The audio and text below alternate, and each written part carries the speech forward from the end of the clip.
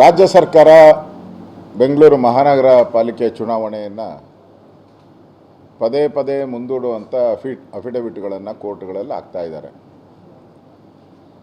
ಬೆಂಗಳೂರು ಒಂದಾಗಿ ಚುನಾವಣೆ ಆಗಬೇಕು ಅನ್ನೋದು ಮೊದಲಿಂದನೂ ಕೂಡ BJPಯ ನಿಲುವಿತ್ತು. ಆದರೆ ಬೆಂಗಳೂರನ್ನು 5 ಭಾಗ ಮಾಡಿ ಇವತ್ತು ಬೆಂಗಳೂರಿನ 5 ಭಾಗಗಳಲ್ಲಿ ಹಣದ ಮುಗ್ಗಟ್ಟು ಕಾಣ್ತಾ ಇದೆ. ಸೊ ಹಿಂದೆ ಇದ್ದಂಥ 243 ವಾರ್ಡ್ಗೆ ಚುನಾವಣೆ ಮಾಡಿದರೆ ಇಷ್ಟೊತ್ತಿಗೆ ಚುನಾವಣೆಯನ್ನು ಮುಗಿದೋಗ್ಬೇಕಾಯಿತು. ಆದರೆ ಸರ್ಕಾರ ಅವ್ರು ಮಾಡಿರುವಂಥ ಇಂಟರ್ನಲ್ ಸರ್ವೆ ಪ್ರಕಾರ ಬೆಂಗಳೂರಿನ ಈ 5 GBಗಳಲ್ಲಿ ಅವರು ಗೆಲ್ಲೋದು ಕಷ್ಟ ಅಂತ ವರದಿ ಬಂದಿರೋದ್ರಿಂದ ಪದೇ ಪದೇ ಮುಂದೂಡುವಂಥ ಕೆಲಸವನ್ನು ಕಾಂಗ್ರೆಸ್ ಪಾರ್ಟಿ ಮಾಡ್ತಾ ಇದೆ. ಇದು ಬೆಂಗಳೂರ ಜನತೆಗೆ ಬಗ್ದಂಥ ದ್ರೋಹ. ಇದು ಎರಡನೇದು ಅವ್ರದ್ದು ಅಧಿಕಾರ ಹಸ್ತಾಂತರ ಆಗಿಲ್ಲ ಅಂತೇಳಿ ಬೆಂಗಳೂರಿನ ಇನ್ಚಾರ್ಜ್ ಮಿನಿಸ್ಟರ್ ಆಗಿರುವಂಥ DK ಶಿವಕುಮಾರ್ ಕೂಡ ಈ ಹಸ್ತಾಂತರ ಆಗೋಕ್ಕೆ ಮುಂಚೆ ಚುನಾವಣೆ ಆಗಬಾರ್ದು ಅಂತ DK ಶಿವಕುಮಾರ್ ಅವರ ಬಯಕೆ. ಈ ಜಗಳದಲ್ಲಿ ಬೆಂಗಳೂರಿನ ಮಹಾನಗರ ಪಾಲಿಕೆ ಇವತ್ತು ಬೀದಿಗಳಲ್ಲಿ ಕಸದ ರಾಶಿ ಬಿದ್ದಿದೆ. ಯಾವುದೇ ರೀತಿ ಅಭಿವೃದ್ಧಿ ಕಾರ್ಯಗಳು ಚಾಲನೆಯಲ್ಲಿಲ್ಲ. ಇದಕ್ಕೆಲ್ಲ ನೇರ ಕಾರಣ ಕಾಂಗ್ರೆಸ್ ಸರ್ಕಾರ.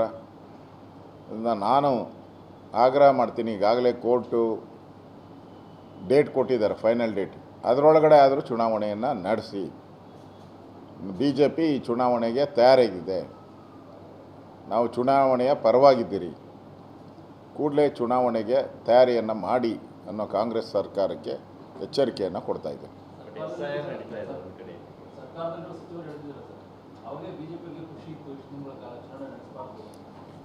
ಅದು ಅವರ ಮಾನಸಿಕ ಸ್ಥಿತಿ, ಕಾಂಗ್ರೆಸ್ ಅವ್ರ ಮಾನಸಿಕ ಸ್ಥಿತಿ ಎಷ್ಟು ಅಧೋಗತಿಗಿಳಿದ್ಬಿಟ್ಟಿದೆ ಅಂದರೆ ಅವ್ರ ಮೇಲೆ ಏನೇ ತಪ್ಪಂದ್ರೂ ಬೇರೆಯವ್ರ ಮೇಲೆ ಅದು ಕೋತಿ ತಿಂದು ಮೇಕೆ ಮೂತಿಗೆ ಒರೆಸೋವಂಥ ಕೆಲಸ ಪಳಗ್ಬಿಟ್ಟಿದ್ದಾರೆ ಅವರು. ಅದರಿಂದ ಏನೇ ಬಂದ್ರೂ ವಿರೋಧ ಪಕ್ಷದ ಮೇಲೆ ಹೇಳೋವಂಥದ್ದು ಅವ್ರ ಚಾಳಿ.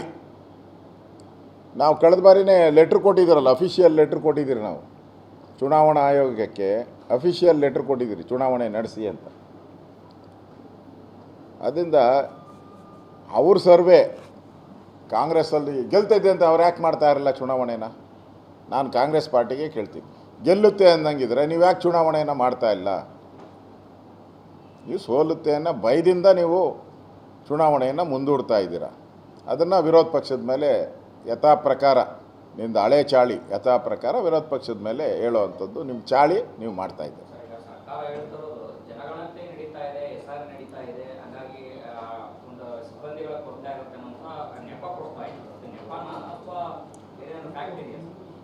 ಅಲ್ಲ, ಇದು ನೆಪ ಮಾತ್ರ ಅಷ್ಟೇ. ಚುನಾವಣೆ ಮಾಡಬೇಕು ಮನಸ್ಸಿದ್ರೆ ಇದೇನು ದೊಡ್ಡ ಸಮಸ್ಯೆನೇ ಏನು ಆಗ್ತಾ ಇರಲಿಲ್ಲ. ಮೊದಲೇ ಚುನಾವಣೆ ಕಳೆದ ಗಡುವಿಗೆ ನಡೆಸ್ಬಿಟ್ಟಿದ್ರೆ ಈ SIR ಬರ್ತಾನೆ ಇರಲಿಲ್ಲಲ್ಲ. ಅದರಿಂದ ಇಲ್ಲಿ ಕಾಂಗ್ರೆಸ್ ಪಾರ್ಟಿಯ ಗೆಲ್ಲಲ್ಲ ಅನ್ನೋ ಒಂದು ಮನಸ್ಥಿತಿಗೆ ಅವ್ರು ಬಂದುಬಿಟ್ಟಿದ್ದಾರೆ. ಬೆಂಗಳೂರು ಚುನಾವಣೆ ಗೆಲ್ಲಲ್ಲ, ಯಾಕಂದರೆ ತೆರಿಗೆಗಳು, ಹಾಲಿನ ಮೇಲೆ ತೆರಿಗೆ, ಆಲ್ಕೋಹಾಲ್ ಮೇಲೆ ತೆರಿಗೆ, ಕರೆಂಟ್ ತೆರಿಗೆ, ಮನೆ ಟ್ಯಾಕ್ಸ್ ತೆರಿಗೆ, ಈಗ ಈ ಖಾತಾ ಅನ್ನೋದನ್ನು ನಾವು ನೋಡಿದ್ರಿ. ಹೊಸದಾಗಿ ಈ ಖಾತಾ, ಆ ಖಾತಾ, ಎ ಖಾತಾ, ಓ ಖಾತಾ ಅಂತ ಮಾಡಿದ್ರು. ಅವಶ್ಯಕತೆನೇ ಇರಲಿಲ್ಲ. ಇಷ್ಟು ವರ್ಷ ಸ್ವಾತಂತ್ರ್ಯ ಬಂದು ಇಷ್ಟು ವರ್ಷ ಖಾತಾ ಇದ್ದಿದ್ದು, ಈಗ ಹೊಸದಾಗಿ ಯಾವ ಹೊಸ ಖಾತೆ ಮಾಡೋಕ್ಕೆ ಹೊರಟ್ರಿ ಇವರು? ಹಣ ಹೊಡೆಯೋರು ಲೂಟಿ ಹೊಡೆಯೋಕ್ಕೋಸ್ಕರ. ಇಷ್ಟೆಲ್ಲ ಲೂಟಿ ಹೊಡೆದ್ಮೇಲೆ ಬೆಂಗಳೂರು ಜನ ಇವ್ರಿಗೆ ಯಾಕೆ ಓಟ್ ಹಾಕ್ತಾರೆ? ಅದನ್ನು ಭಯದಿಂದ ಚುನಾವಣೆಯನ್ನು ಮುಂದೂಡ್ತಾ ಇದ್ದಾರೆ. ಬಿಡದಿ ಹೇಳಪ್ಪ. ಬಿಡದಿ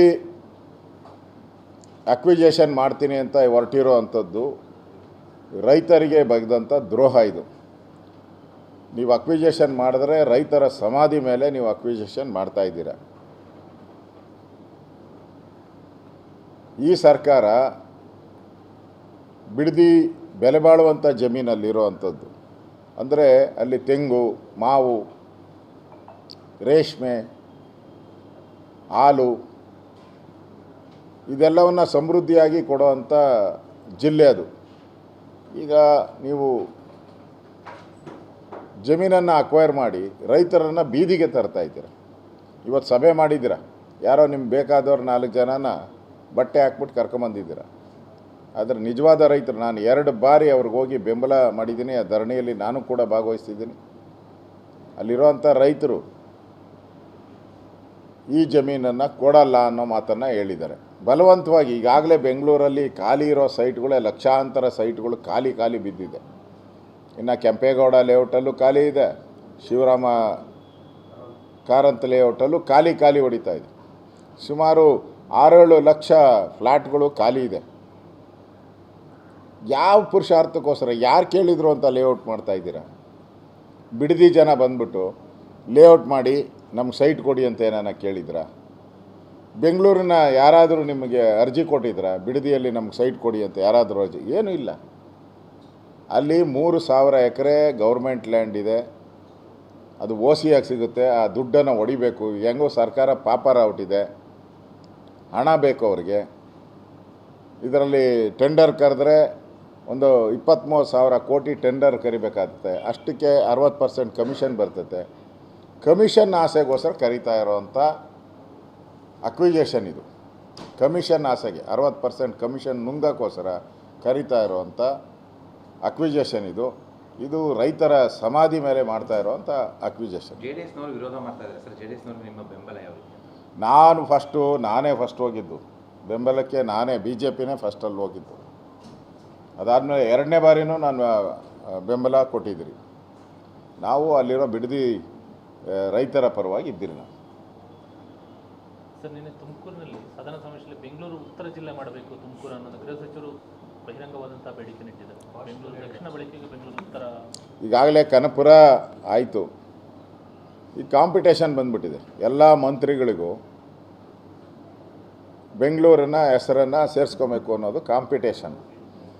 ಅದಕ್ಕೆ ಯಾಕೆ ಇಡೀ ಕರ್ನಾಟಕಕ್ಕೆ ಬೆಂಗಳೂರು ಅಂತ ಹೆಸರಿಟ್ಬಿಟ್ರೆ ಮುಗ್ದೋಯ್ತಲ್ಲ? ಕರಾವಳಿ ಬೆಂಗಳೂರು, ಉತ್ತರ ಕರ್ನಾಟಕ ಬೆಂಗಳೂರು, ಕೋಲಾರ ಬೆಂಗಳೂರು, ಮಂಡ್ಯ ಬೆಂಗಳೂರು ಇಟ್ಕೊಳ್ಳಿ ಎಲ್ಲ. ಇದೊಂಥರ ತೊಗ್ಲಕ್ ದರ್ಬಾರ್ ಇದು.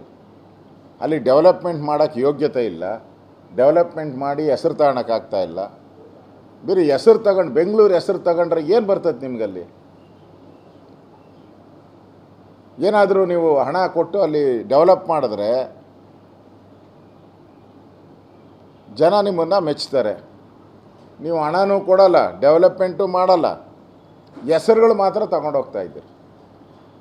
ಹಿಂದೆ ಯಾರೋ ತೊಗೊಳಕ್ಕಂತ ಇದ್ನಲ್ಲ, ಡೆಲ್ಲಿಯಿಂದ ಆಗ್ರಾ ಅದೇನೋ ಮಾಡ್ತಾ ಇದ್ದಲ್ಲ, ಅಷ್ಟೇ ಇದು ಕತೆ.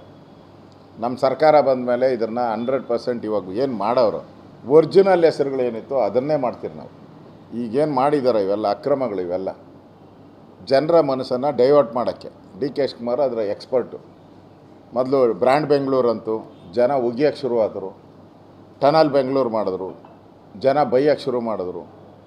ಈಗ ಇದಾಗ್ಬಿಟ್ಟಿದೆ, ಕಸದ ಬೆಂಗಳೂರು ಆಗ್ಬಿಟ್ಟಿದೆ. ಗುಂಡಿ ಬಿದ್ದ ರಸ್ತೆಗಳ ಬೆಂಗಳೂರು ಆಗಿದೆ. ಡೈವರ್ಟ್ ಮಾಡೋಕ್ಕೆ ಹೆಸರುಗಳನ್ನು ಮುಂದೆ ತರ್ತಾ ಇದ್ದಾರೆ ಅಷ್ಟೇ. ಅಭಿವೃದ್ಧಿಗಾಗಿ ಹೆಸರು ತರ್ತಾ ಇಲ್ಲ ಅವರು. ಅಭಿವೃದ್ಧಿ ಮಾಡಬೇಕು ಅಂತ, ಅಭಿವೃದ್ಧಿ ಮಾಡಬೇಕಾದ್ರೆ ಹಣ ಕೊಡಬೇಕು. ಏನು ಬೆಂಗಳೂರು ಕಾರ್ಪೊರೇಷನಿಂದ ತುಮಕೂರಿಗೆ ಹಣ ಕೊಡ್ತೀರಾ? ಬೆಂಗಳೂರು ಕಾರ್ಪೊರೇಷನಿಂದ ರಾಮನಗರಕ್ಕೆ ಹಣ ಕೊಡ್ತಾ ಇದ್ದೀರಾ? ಏನೂ ಇಲ್ಲ. ಮತ್ತು ಬೆಂಗಳೂರು ಹೆಸರು ಯಾಕೆ ಇದು ಮಾಡ್ತೀರಾ? ಏನೋ ಕೆಂಪೇಗೌಡರು ಬೆಂಗಳೂರು ಕಟ್ಟಿ ಅದನ್ನು ಓಳು ಮಾಡೋ ಅಂಥ ಕೆಲಸವನ್ನು ನೀವು ಮಾಡ್ತಾ ಇದ್ದೀರಾ. ಈ ಶಾಪ ನಿಮ್ಗೆ ತಡ್ತತೆ. ಬೆಂಗಳೂರು ಜನ ಅಂತೂ ನೀವು ಬೆಂಗಳೂರು ಹೆಸರನ್ನ ನೀವು ಎಲ್ಲ ಕಡೆ ತಗೊಂಡೋಗಿ ಹಂಚ್ತಾ ಇದ್ದರೆ ಬೆಂಗಳೂರು ಜನ ನಿಮ್ಮ ಶಾಪ ಹಾಕ್ತಾರೆ. ಗ್ಯಾರಂಟಿ ನಿಮ್ಮ ಶಾಪ ಹಾಕ್ತಾರೆ. ಆ ಶಾಪದಲ್ಲೇ ಮುಂದಿನ ಕಾರ್ಪೊರೇಷನ್ ಎಲೆಕ್ಷನ್ ನೀವು ಸೋತೋಗ್ತೀರಿ.